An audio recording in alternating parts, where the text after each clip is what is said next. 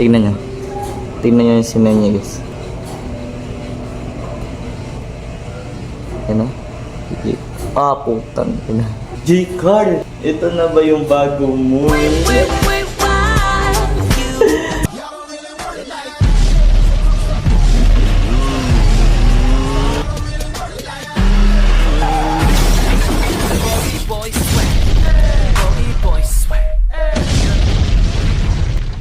Hey, what's up mga ka-Rampage? Di ba nga wala nang girlfriend si J-Carl? Yung malaki, tapos monggi, tapos mabaho yun nga. Di joke lang. So ngayon guys ay may nakita ko. May nag-chat sa akin guys. Babae yung lapin guys. Tapos may sinay na pic. Ayun pala Carl, yan, may bago ka na ng girlfriend. Nakita na kayo Carl, di ba?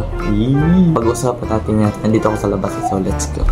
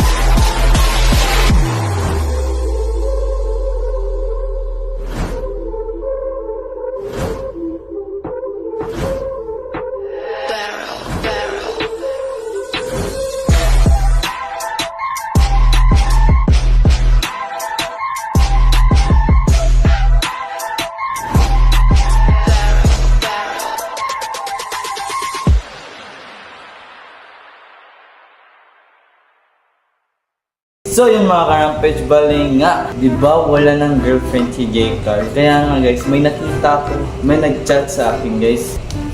So, kita nyo ba guys? Yan. Tingnan nyo. Tingnan nyo yung sinay niya guys.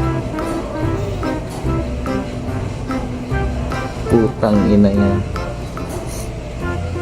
Ano? Ah, putang ina. J-Carl! Ito na ba yung bago mo? May bago ng girlfriend si J-Carl. Sana all. Proud ako sa kanya guys kasi nga kahit loko-loko siya minsan guys, andito pa rin ako. Suportado pa rin ako sa iyo bro. Alam niyo yan. Dapat siniseryoso mo na yan. Kasi nga di lahat ng babae loloko o sila nagloloko. Di natin alam, di natin know. Kasi nga yung mga ibang babae dito natin pag-usapan. So yun mga ka-Rampage, balik tayo sa ating content na si J-Carl ay may jowa. Minsan kasi guys, katulad namin ni Elisa guys, katulad namin ni Elisa, may misunderstanding kami, minsan nag-aaway. Lahat kasi ng babae bugnutin yan. Sakit sa ulo, di ba? Ito guys, in general lang to guys, sa mga mag-relation. Sa mga may relationship dyan, pag galit yung girlfriend nyo, dapat, wag na kayong, papalag o wag nyo nang gantihan. Kasi nga, alam nyo na pag ginantihan nyo yan, hihiwalayin ka niya. Maniwala kayo guys. Pag galit sa'yo, yung babae, kunting lambing ng paggalit yan guys, tas umalis, dapat pag-isipan mo, bumili ka ng flowers or bouquet para pagdating niya, mabawasan yung galit niya sa'yo, di ba? Tip ko sa'yo Carl, wag mo nang hiwalayin yan kasi nga, di lahat ng babae ay mali, di ba? Minsan, yung ibang babae kasi mali, tapos, misunderstanding, ganyan. Katulad nga sa amin ni Elisa, diba? Sabi ko kanina.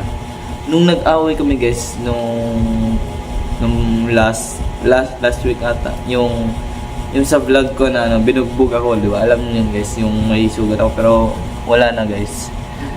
Kasi nga, ang ginawa ko, nilagyan ko ng parang alcohol ba yun o tubig yun. Ginanon ko tapos nilagyan ko ng band-aid. Nung kinabukasan na yun, ayun, gumaling na. Nag-away kami noon, ganito ganyan. Kasi nga guys, kasalanan ko din naman guys. Ba't ang tagal ng ng order ko sa Mansarina ngayon. So hindi ko pa nabigay kasi nga hindi kami nagkita. So yun lang guys. Sana all sa'yo J. Carl, nakita mo na si The One.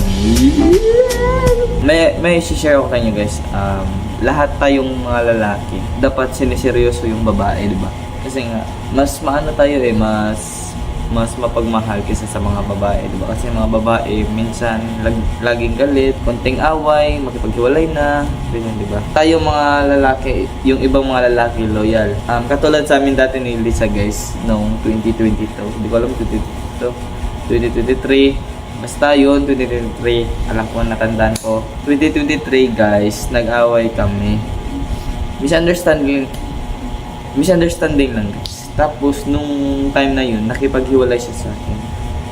Sakit nun. Nung time na hiwalay kami, kinabukas, nakita ko si Elisa na yung kasi yung kasama ko sa sa Boy Scout, yung tatay niya ay gwardiya sa paaralan namin ni Elisa dati. Nakita ko, nakipag-bless si Elisa sa papa ng kasama ko sa Boy Scout. Siyempre, alam mo na, magselos ako nun. Kasi nga, pumunta din yung kasama sa Boy Scout. Pumunta siya, tapos nakapagkwentuhan sila, ganyan. Masakit sa akin, guys. Natanggap na yung yung ginawa kong shits nung yung dati pa, yung pagiging chicks boy ko, yan. Tanggap ko na. Sorry, my bad. Pero ngayon, nagbabago na ako, ha. So, yun lang guys, bali nga. Sana all sa'yo, J. Carl, may jowa ka naman. Ang bilis! Abangan nyo yung next vlog ko guys. So, dito matapos yung video ko. Para akong boss ng malakas.